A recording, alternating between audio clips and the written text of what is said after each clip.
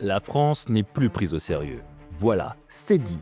Pendant que même un Donald Trump, critiquable à l'extrême, agit et est écouté, nous, on est regardés avec amusement sur la scène internationale. Emmanuel Macron proclamé devant les armées. Pour être respecté, il faut être craint. Résultat, on collectionne les postures médiatiques, les points de popularité après Davos, mais pas les points d'influence dans le concert des nations.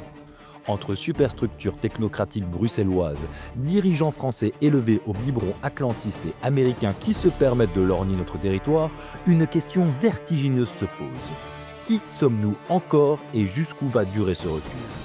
Car pendant que Trump, les Russes et les Chinois recomposent le monde à leur sauce, l'Europe balbutie et la France, elle, se met en scène sur les réseaux. Dans cette émission, on va démonter les discours, revenir sur le face-à-face Macron-Trump, sur l'effacement français en Afrique, au Moyen-Orient et surtout poser la question qui fâche, la France peut-elle vraiment retrouver de la superbe ou a-t-on déjà raté le tournant de l'histoire ? Très intéressant tout de même, c'est que la France n'est plus prise au sérieux. On voit la façon dont Donald Trump, qui est par-delà de tout ça, extrêmement critiquable lui-même, mais qui agit, et quand il agit, tout le monde l'écoute. Donc il y a des conséquences avec ce que fait Donald Trump, même si parfois c'est très incohérent. Il y a quand même une ligne et une peur pour être respecté, il faut être craint. C'est d'ailleurs ce qu'a dit Emmanuel Macron dans ses vœux aux armées en janvier, début de l'année là. Pour être respecté, il faut être craint. On n'est pas craint du tout. Aujourd'hui, on est regardé comme avec amusement. C'est terrible de se rendre compte de ça. Je pense qu'Emmanuel Macron pense que, malgré tout, cette posture médiatique peut finalement se retourner à son bénéfice. Régis, après le forum de Davos, selon un sondage IFOP, Emmanuel Macron a gagné 2 points de popularité. Oui, vous voyez ? C'est que visiblement ça fonctionne. Oui, il y a un impact, c'est sûr, il y a un impact, un capital sympathie. Maintenant, si vous me demandez, puisque une de vos questions c'était les lignes directrices et qu'est-ce que ça fait pour la France, pour l'image de la France, c'est déplorable. Ça reste déplorable parce que nous n'arrivons pas à reprendre pied véritablement dans le concert des nations et nous sommes diminués à l'égal de l'Europe, qui aujourd'hui se trouve dans une position où son existence même est remise en cause. Je parle de la structure, de la superstructure technocratique bruxelloise et qui gouverne l'alpha et l'oméga de notre vie depuis 50 ans. Il y a un véritable tournant de l'histoire qui est en train de se produire.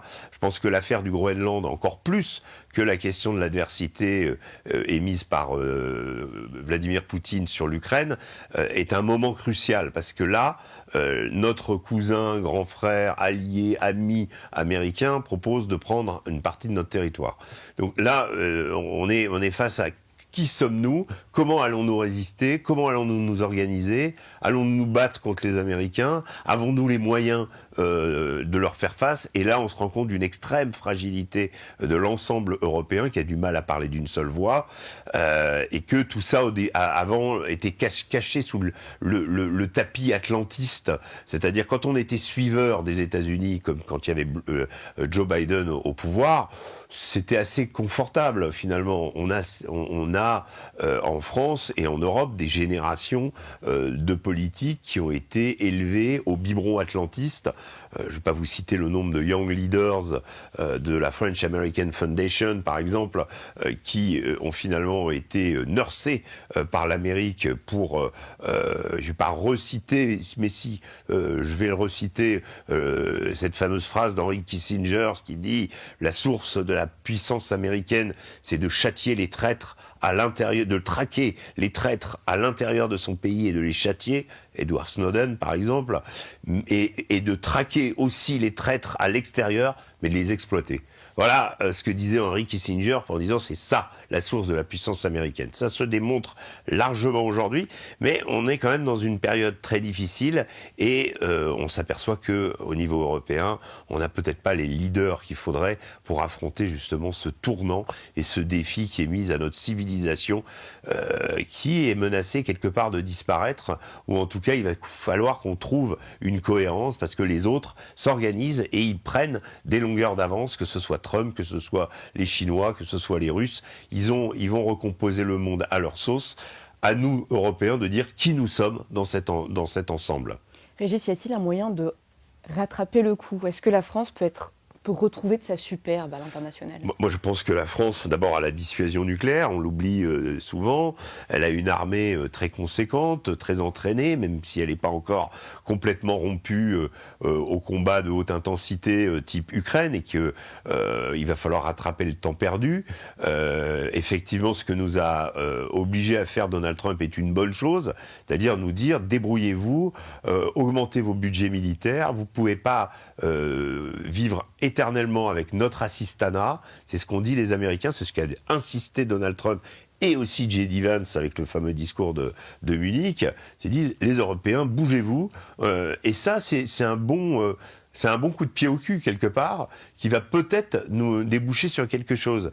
Mais il faudra que ce quelque chose soit soutenu par autre chose que des postures où un président, finalement, se met en scène pour lui-même, pour les réseaux, pour essayer de faire parler de lui et d'exister. C'est là où on a un vrai problème de cohérence. Et c'est là où on voit que le macronisme, on a déjà vu que le macronisme était un échec à l'intérieur. Vous savez, on avait dit une philosophie entre la droite et la gauche, ni droite ni gauche, une nouvelle façon de penser la France, la start-up nation. Souvenez-vous de toute cette ce jeunisme qui a accompagné l'arrivée au pouvoir d'Emmanuel Macron. On s'est rapidement aperçu que d'abord ce bloc macroniste il s'est disloqué de lui-même, que la cohérence elle n'était juste que elle consistait à faire du suivisme de tout ce que disait le président, qu'il n'y avait pas véritablement de doctrine derrière, et que la droite et la gauche avaient encore de l'avenir devant eux et qu'ils étaient solidement